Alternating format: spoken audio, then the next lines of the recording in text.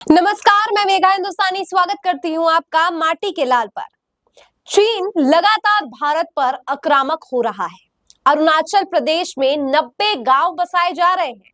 मोदी के नाक के नीचे से इतना सब कुछ हो रहा है, लेकिन भारतीय जनता पार्टी की सरकार को जैसे कुछ मालूम ही नहीं हो, या यूं कहूं कि भाजपा को सब कुछ मालूम होने के बावजूद भी कोई कार्रवाई इसलिए नहीं की जा रही है क्योंकि भाजपा के हाथ से पूरा गेम जो है वो फिसलता हुआ नजर आ रहा है। भारत की संप्रभुत्वता पर किस तरीके से ये आंच आ गई है और इसको लेकर कांग्रेस ने क्या कुछ बड़ा खुलासा किया है, सब आपको बताएंगे। तब्दीश से वीडियो को अंत तक जरूर देखिए।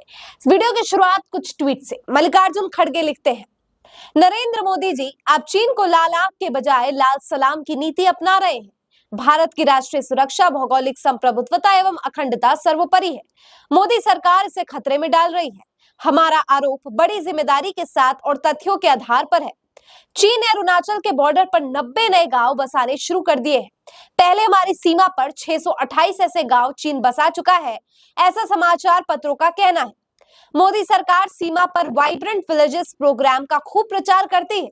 संसद में आपने खूब चढ़ा चढ़ाकर इसका बखान किया है, लेकिन सच्चाई है कि पिछले 2 वर्षों में वाइब्रेंट विलेजेस प्रोग्राम का 90% फंड खर्च नहीं हुआ है।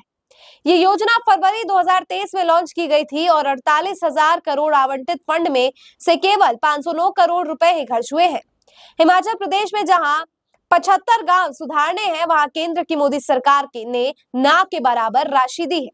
दिसंबर 2024 में चीन ने ब्रह्मपुत्र नदी पर दुनिया का सबसे बड़ा बांध बनाने की घोषणा की, जो हमारी राष्ट्रीय सुरक्षा, पर्यावरण और उत्तर पूर्वी राज्यों के लिए विनाशकारी साबित हो सकता है। ब्रह्मपुत्र नदी भारत के मीठे पानी का संसाधन का 30% हिस्सा है, जिससे इसका प्रवाह भारत के लिए बेहद महत्वपूर्ण है। 2022 में राज्यसभा में विदेश मंत्रालय के एक जवाब के अनुसार आपकी सरकार ने कहा कि मार्च 2021 में चीन ने अपनी 14वीं पंचवर्षीय योजना को अपनाया, जिसमें ब्रह्मपुत्र नदी के निचले इलाकों में हाइड्रो पावर प्रोजेक्ट्स की योजना का उल्लेख किया। इसका मतलब है कि मोदी सरकार को 2021 में ही इस मामले की जानकारी थी, लेकिन फिर भी हमारी सरकार बिल्कुल चुप रही। बात स्पष्ट है, मोदी जी, आपकी सरकार की प्राथमिकता पीआर स्टंट और स्वयं के झूठे विज्ञापन, भारत की राष्ट्रीय सुरक्षा नहीं।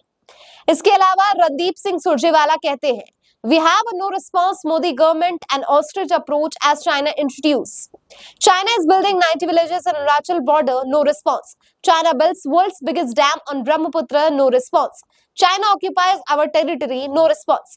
तो यहाँ दोनों ही नेताओं ने बताया है और बहुत से नेताओं ने विपक्ष दलों के कह रहे हैं, सवाल उठा रहे हैं कि भारत सरकार आखिर चीन के संदर्भ में कोई एक्शन लेता हुआ नजर क्यों नहीं आ रहा है। चीन ने अपनी रणनीति साफ कर दी है।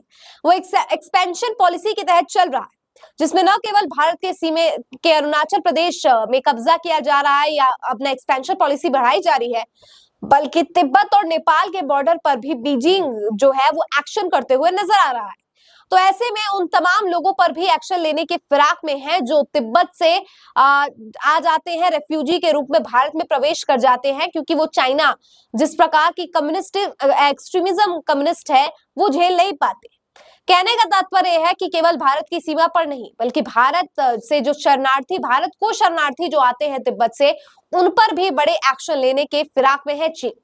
लगातार इस प्रकार के एक्शन पर खुद के आरएसएस नेता सुब्रमण्यम स्वामी सवाल उठाते, लेकिन इनके पास कोई सवाल का जवाब नहीं होता, इसलिए इस प्रकार के बहानेबाजी करते हुए नजर आते हैं। ये यूं कहूं कि इस मुद्दे को ही भटकाने का प्रयास करते हैं, जबकि डिफेंस के प्रमुख ने इस बात को स्वीकारा है कि कैसे चीन लगातार भारत में घुसते चले आ रहा है और नई नई चीजों के तहत, कभी इंफ्रास्ट्रक्चर, कभी रोड और कभी अलग अलग अन्य चीजों से भारत में प्रवेश करने की रणनीति बना रहा है।